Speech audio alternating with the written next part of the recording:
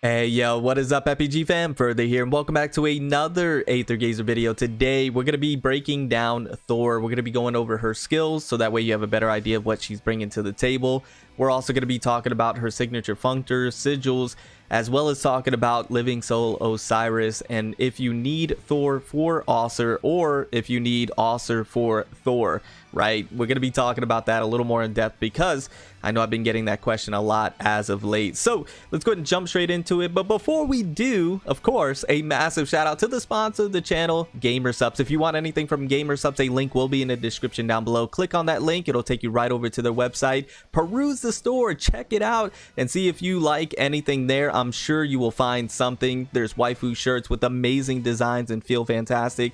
Waifu cups that are collectors and once again amazing designs, and then of course the GamerSupps. They're all fantastic when it comes to their flavor and tasting, and they give you amazing energy. So if you do decide to pick anything up, use code FurtherBeyondGaming at checkout. Gives you 10% off everything in the store, so that way you save, you're not paying full price, and you're also supporting the channel so we can do bigger and better things. Thank you guys so much for all the support. I do truly appreciate it. Let's go ahead and hop into the video. So Thor is going to be coming on December 11th. She is a lightning trace modifier of the Yggdrasil gen zone. Now let's go ahead and talk about the basic attack, and if you take a look at the description, it's pretty chunky and looks complicated, but I promise you it is pretty simplistic. So she's going to do lightning damage on her basic attack. I believe she has a 5 sequence basic attack. When skill variations are followed up with the basic attack, which we'll go more into detail about here in just a second, the basic attack will start from the 4th sequence and obtain super armor for 2 seconds. Really nice because that means you're not going to be staggered. Now for the passive, every basic attack and skill hit is going to accumulate thunder potential. You can get a max of 100 points. Now the ways you can obtain the thunder potential, you can obtain 9 for every basic attack hit, 15 for every skill hit, and an additional 15 for every skill hit while in the violent thunder state. Now what's really good about the thunder potential is because every 1 thunder potential possessed increases your damage by 0.3%, reaching max damage bonus at 80 thunder potentials. So just a very nice way to be able to increase your attack a little bit further.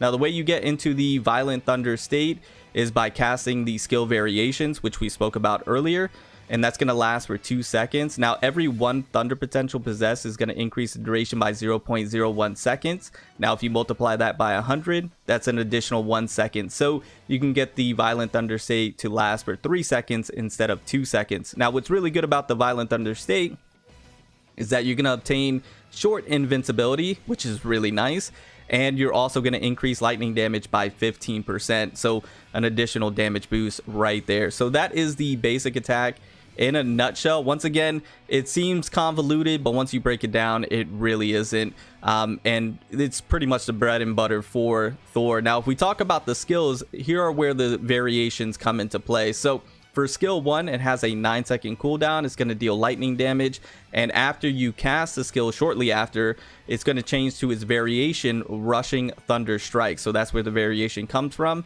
Now the Rushing Thunder Strike is going to attack surrounding enemies, has a bit of AoE. It's going to consume 3 traces, and you're going to deal lightning damage. So from my understanding, in order to be able to do the variation attack on your skills, you have to have 3 traces, because after you use it, you consume the 3 traces. So you have to keep that in mind. Moving over to skill 2, this is going to be a cooldown of 12 seconds, so a little bit longer. You're going to go ahead and swing the hammer, and it has a bit of CC where you get to gather the enemies and you're going to deal lightning damage, which is really nice. And once again, shortly after you cast the skill 2, it's going to vary to Wind Thunder Strike. Now Wind Thunder Strike, you're going to swing the hammer and you're going to consume 3 traces and you're going to deal more lightning damage. So very nice right there. Once again, her skills are pretty straightforward. Then moving on to skill 3, it's a 15-second cooldown, so the longest cooldown out of all 3 of them, which makes sense. What you're going to do is you're going to slam the hammer on the ground. You're going to deal lightning damage. After that, it's going to go to the varied state called Falling Thunder Strike. And for Falling Thunder Strike, you're going to strike the hammer again on the ground. It's going to consume 3 traces, dealing that percentage of lightning damage. So those are the skills in a nutshell. Once again, very synergistic with her basic attack, and it plays into that. So you're going to have a very nice rhythmic synergistic playstyle where you're doing the basic attacks, you're doing the skills, you're doing the variation of the skills, and that's going to play into the thunder potential and then the violent thunder state. Now, moving over to the dodge skill, essentially you can follow up the dodge skill with the basic attack, and the basic attack is going to start from the 4th sequence, so that's where you're going to get the super armor, and you can obtain 15 thunder potential, so that's another way to get thunder potential, and there's 0 time on the dodge effect, so Thor has 0 time space for 3 seconds. Very, very nice. You love to see it. Now, let's go ahead and talk about the ultimate. This is what everybody's here for, because this is where we start to involve Living Soul Osiris Author. But let's talk about the ultimate with just Thor by herself. It's going to be a 20-second cooldown. You're going to summon the Gauntlet, and you're going to power the Raging Thunder. Now, what's really good about this ultimate, even on its own, is that it's going to increase the team's trace modifier skill damage by 30%, and that's going to last for 12 seconds. So this is good because it gives her some supporting capabilities to your trace modifiers if you so use them in the same team. And then you're going to enter the Raging Thunder state. In the Raging Thunder state, you're immune to CC, so you can't be CC by any means, and damage in the state, so you can't take any damage. Also, being unable to move, so you can't move yourself. I believe she might move slightly, but it's not a whole lot. You can't run around. That is pretty much what it's alluding to. And then what you're going to do is you're going to tap the basic attack, and you're going to be doing sequences of punches. You're basically just doing hooks to the enemy and fisticuffs, and then you're going to be doing just tons of lightning damage while you're doing that until the bar fills up, and then you do one gigantic punch doing a lot of lightning damage right there. So that is for Thor just on her own. Now for Thor with Osiris for this ultimate skill chain, it is nutty, and I'm going to go into, you know, whether you need Osiris or whether you need Thor if you have Osiris, you know, on the same team. So essentially, you're going to deal 1200% of lightning damage and then 1000% of wind damage. And then the team's trace modifier skill damage increases by 35% on hit. And then damage dealt increases by 20%. And that's going to last till Osiris's Underworld Judgment state. And so that's her other state that she goes into, where she turns into Author. And Thor is going to enter the Raging Thunder state. That's where you're going to do the consecutive punches. And that's where Osiris goes into the Underworld Judgment state. So essentially, while Osiris is in that other state, when she's Author, for that time, you're going to have your skill damage increase by 35% for trace modifiers, and your damage dealt increase by 20%. That is massive, because that is not just for an instance. That's for the entire time that Osiris is Author in that other form. And you can do this repetitively, meaning you can have ult up consistently, so you can consistently get this buff all the time. So does Thor need Osiris, and does Osiris need Thor? 100%. Now, can Thor, let me just put a caveat and give a disclaimer. Can Thor work on her own? She certainly can, but she's not going to be nowhere near as good as she can be without Osiris. And this is the reason why, because this ultimate skill chain is just so beneficial for both of them. Osiris needs Thor to have Osiris be as good as she can be, and Thor needs Osiris to be as good as she can be. Without either one, you're going to see a significant drop off in damage, and you're going to see a significant difference between having them and not having them together. And I hope that makes sense. It's almost as essential, probably more essential than Hades and Oneroy. You know how those two are, you know, they come in a pair, Oneroy with Hades, Hades with Oneroy. Whereas Oneroy needs Hades, I think, more than Hades needs Oneroy to some degree.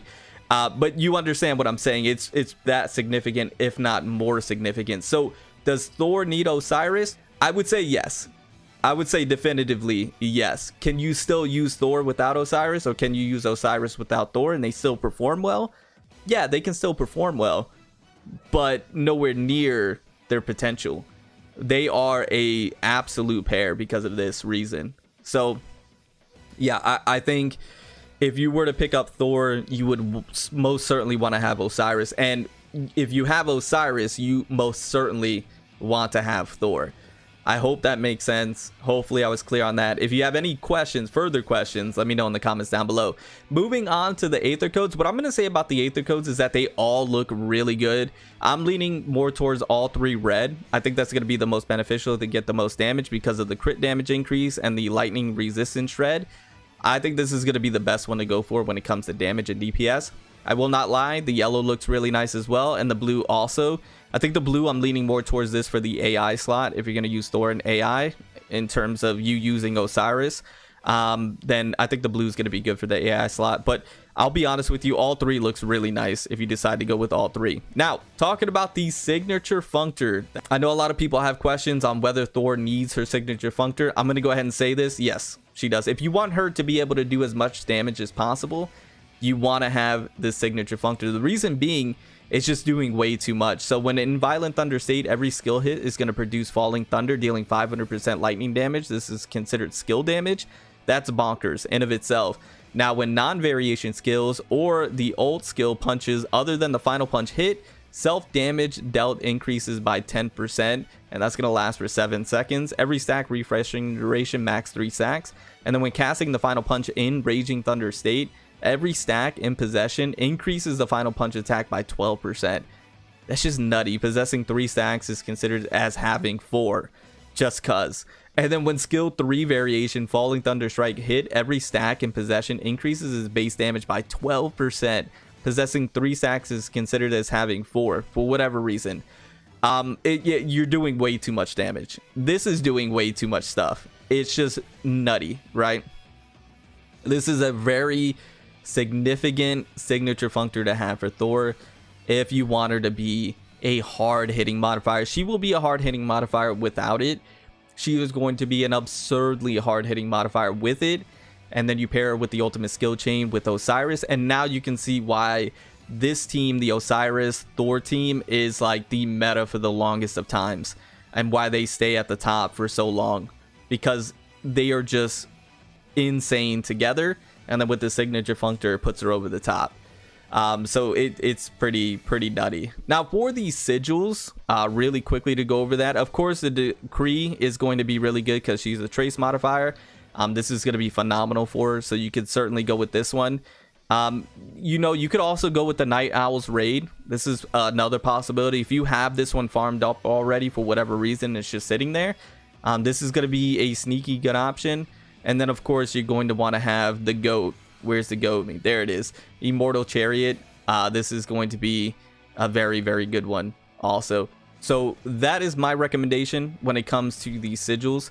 And those are the ones that I would recommend you go ahead and put on your Thor. And then of course go for the DPS skills that you would go for. But anyways, that is Thor in a nutshell. Everything that I did want to go ahead and cover and break down for you. Once again, if you have any further questions about Thor or something that you were confused on, go ahead and let me know in the comments down below. And then of course we'll go ahead and wait until she comes out, test her out, and I'll give you my build for her and how I have her set up and do videos accordingly, like we always do, gameplay and stuff and things of that nature. So anyways, I thank you guys for all the support. I do truly appreciate it. It means the world to me, and I'll see you all in the next one. Remember to stand out, be different, have fun, go further beyond in everything that you do. My name is Cody. You call me further. I'll see you all next one. Bye guys.